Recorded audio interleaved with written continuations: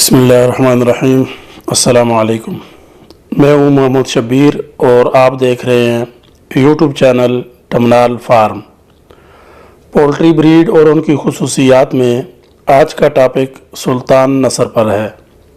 इस ब्रीड का ताल्लुक़ तुर्की से है और तुर्किश लैंग्वेज में इसे सीराई तावुक के नाम से जाना जाता है।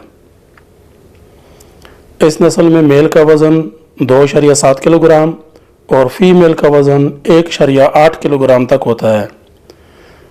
छोटे साइज़ के सालाना 150 से 200 तक अंडे देने वाली इस नस्ल के अंडे का कलर सफ़ेद होता है। ब्लैक, ब्लू और वाइट कलर में पाई जाने वाली ये नस्ल बहुत एक्टिव होती है। कभी कभार इस ब्रीड में ब्रूटनेस आ भी जाती है, मगर इसका शुमार कुड़क ना होने वाली ब्रीड में ही किया जाता है। घरों में फैंसी बर्ड के तौर पर पानी जाने वाली ये नस्ल दरमियाने मौसम को पसंद करती है।